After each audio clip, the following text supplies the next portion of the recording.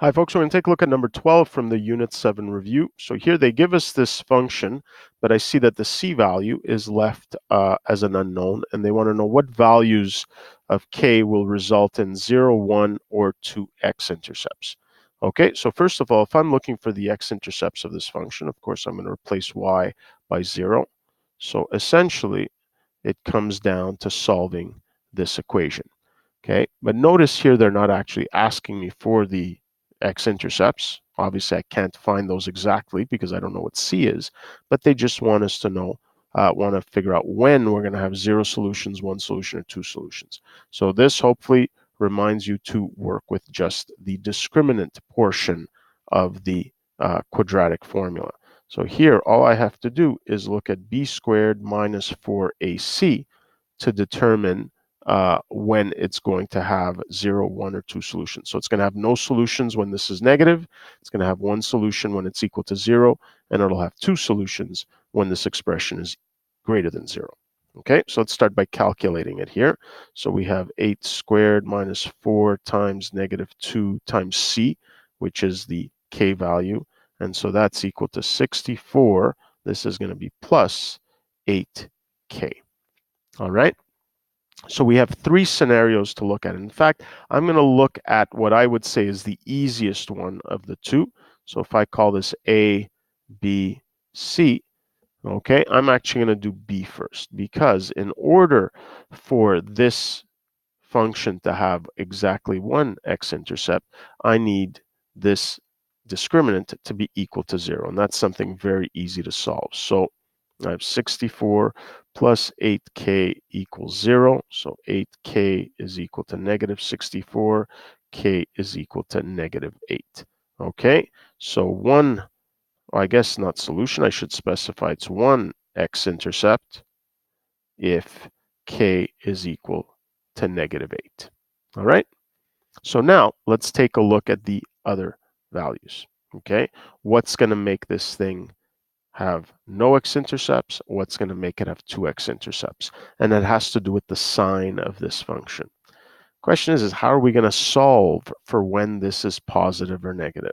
Well, this is where I'm going to use a little trick here for A and C. I'm going to do these together. As I notice that this expression kind of looks like the equation of a line. Okay, so what I'm going to do is I'm going to graph this expression as a linear function. Okay, now, I already know what the x-intercept of this function is going to be. Okay, it's going to be equal to 0 when k is equal to negative 8. Okay, so here it's like my k is like my x value. All right, so at negative 8 is when this expression is equal to 0. And because the slope, okay, the coefficient of the variable is positive, I know that this would be a linear function that's going upwards.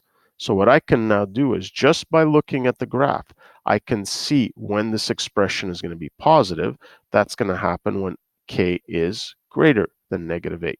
So here, if k is greater than negative 8, okay, then b squared minus 4ac is going to be positive, therefore 2x intercepts. Okay, so that answers part C.